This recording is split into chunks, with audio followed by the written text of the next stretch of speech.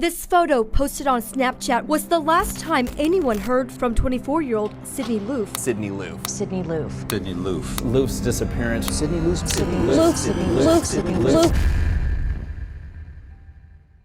She respects her parents a lot, loves her parents a lot. Sydney is a beautiful, young, responsible girl. She has a lot of family that loves and cares about her, and we just need her home because we miss her. Thank you for joining us today for this important developments in the ongoing investigation into the disappearance of Sydney Loof. Field southeast of Clay Center Tuesday while a State Patrol helicopter hovers. After more than 2 weeks of endless searching for a missing Lincoln woman, her family took to Facebook to announce the news. On December 4th, a body was discovered in rural Clay County. Loofe's body was cut into 14 different pieces. Michelle Eliff says most of Loofe's organs, including her heart, were missing. Accused killer Aubrey Trail said it wasn't supposed to go as far as it did. The process, Sydney Loof died. There was lots of violent sex involved. There was strangulation involved. It was not supposed to go as far as it did, but it did. Trail and Boswell are accused of luring Loof on a Tinder date on November 17 and killing her as part of a bizarre witch cult.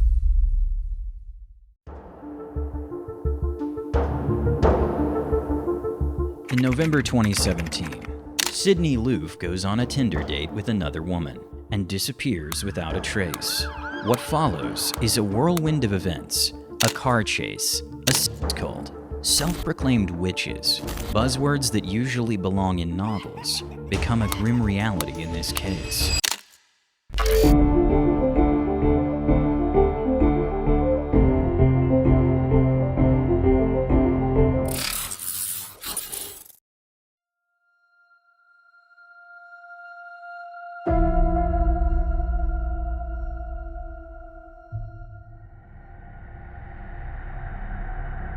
Sydney was 24 years old when she was reported missing on November 16, 2017.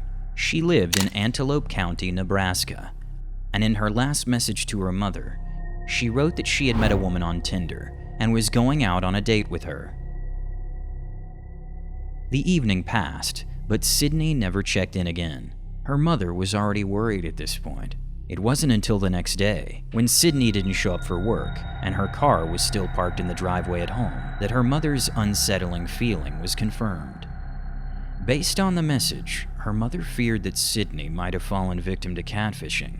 Catfishing refers to the practice of creating a fake identity on social networks and making it appear convincingly real through great effort. There are many reasons for this. For example, to take on a different persona and connect with people you normally wouldn't have access to. Or to build an online relationship to take away not only the other person's pride, but also their money. Sydney's mother feared her daughter had encountered someone who only pretended to be interested in her, but actually had far darker intentions. She immediately notified the police. The police analyzed Sydney's cell phone data and discovered that her phone had last connected to a cell tower in Wilbur, Nebraska. With few other leads on her whereabouts, this became the starting point for their investigation. They combed through the surrounding area, but to no avail. Naturally, they also tried to identify the woman Sydney was meeting. This woman was likely the last person to see Sydney alive. Yet even here, there were few clues beyond the woman's name. Audrey. None of Sydney's friends knew this person. It was only known that Sydney had met her once before and was incredibly excited about the second date. The police investigation was in full swing when Brooklyn McChrystal, a friend of Sydney's, came up with an unconventional idea to find the woman herself. She created a fake Tinder profile that resembled Sydney's. Brooklyn hoped that the mysterious Audrey had a specific type and would also respond to her profile. And remarkably, the plan worked. Brooklyn found Audrey's profile, swiped right, and they matched. She immediately messaged Audrey, initiated a conversation, and eventually asked if they could exchange phone numbers to arrange a meeting. Audrey agreed and sent Brooklyn her number. However, Brooklyn's private investigation ended here. It became too risky for her, so she handed the phone number over to the police, hoping it would help them find her friend.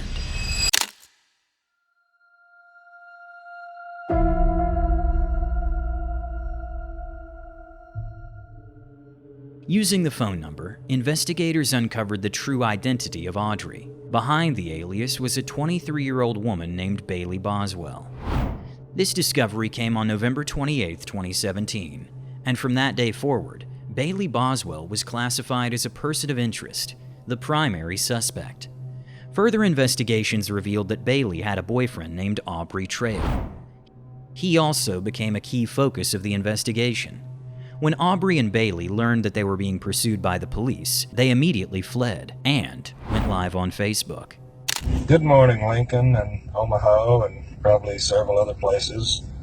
This is Aubrey Trail and this is Bailey Boswell. I guess y'all also know her as Audrey. I pray for Sydney. I hope she's found soon. I wish the family the best. I'm sorry that she wasn't with you on Thanksgiving. And that's pretty much all I can say for now. Here's Bailey to tell you whatever she wants to. I'm fixing to step aside and get out of this. Thank you for listening.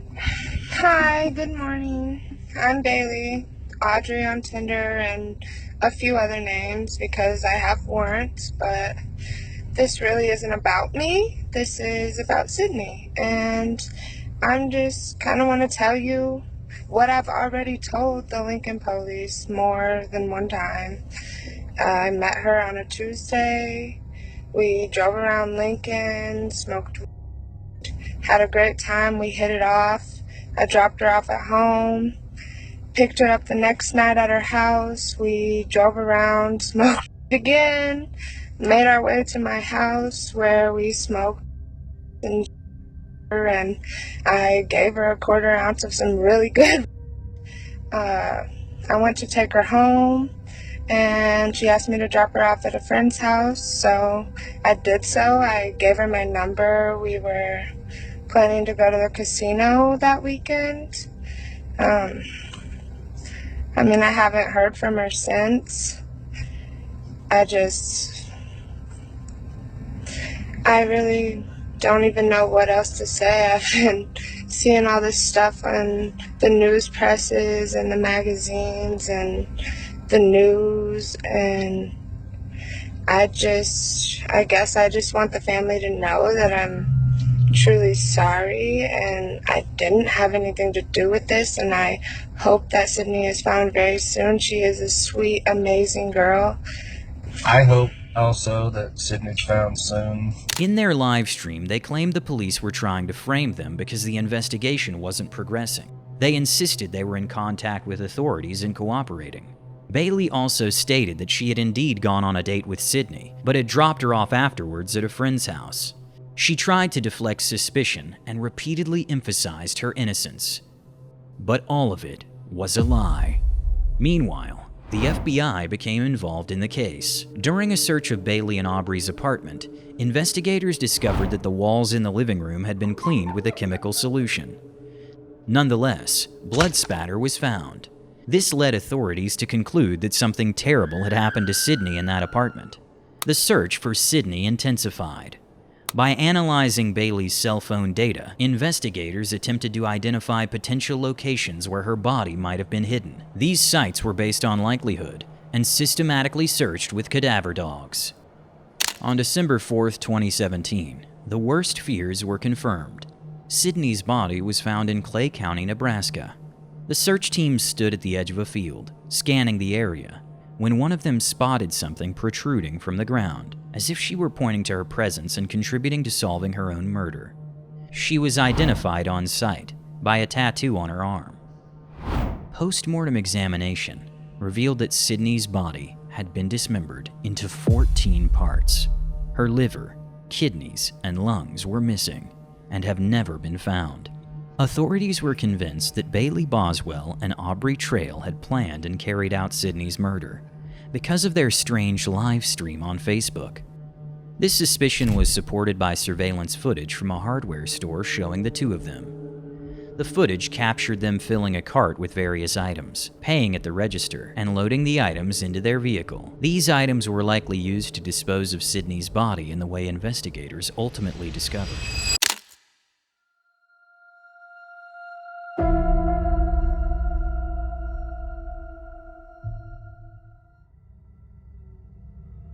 The two were wanted for murder and were located shortly thereafter. They were arrested and taken into custody. Initially, Aubrey claimed that the murder had occurred during an impulsive outburst during intercourse, and that Bailey had nothing to do with it. However, no one believed him, which infuriated Aubrey and led him to an outburst during the trial. He stood up and screamed, "Bailey is innocent, and I curse you all." He then pulled out a small knife and stabbed himself multiple times in the neck. In an attempt to escape his punishment, he tried to take his own life. However, the attempt was unsuccessful. From that point onward, he was placed under close supervision to ensure it wouldn't happen again. During the trial, facts about Aubrey Trail emerged that were so bizarre they seemed straight out of fiction. Ashley Hills, a former girlfriend of Aubrey, testified in court that he had run a sex cult and surrounded himself with mentally unstable women. She claimed to have once been part of it, which is why she had first-hand knowledge.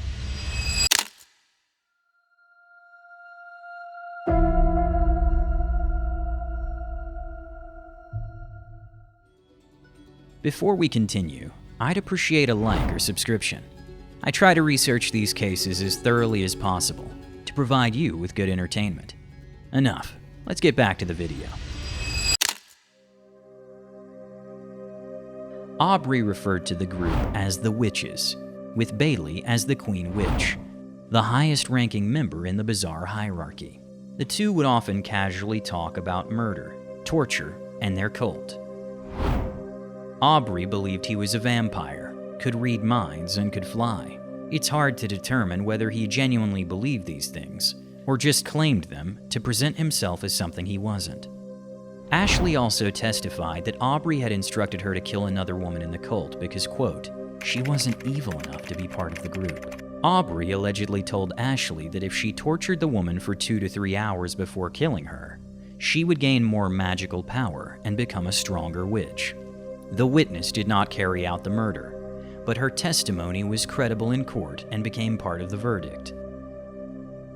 Unlike her boyfriend, Bailey Boswell never attempted to portray Sydney's death as an accident. Instead, she tried to position herself as another victim of Aubrey and his deranged cult. She claimed she was forced to participate in the torture and murder of Sydney. According to her, she was an essential part of his rituals, as her involvement supposedly gave him even more magical power.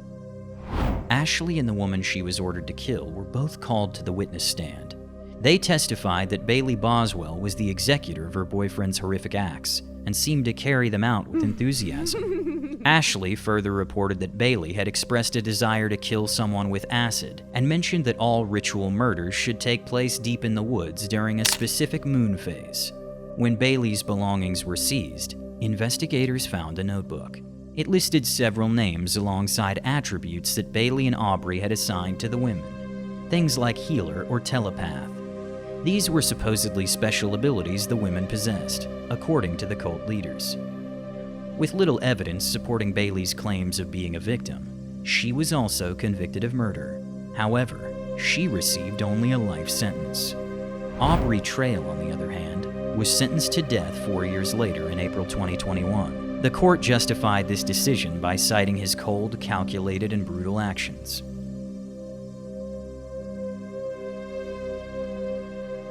It's unimaginable what horrors Sydney must have endured in the final moments of her life.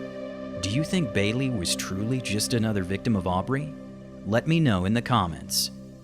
Let's move on to the next case. A pair of twins with delusions throw themselves into rush hour traffic on camera. What was to happen in the next few days is staggering. Thank you for watching. Stay safe.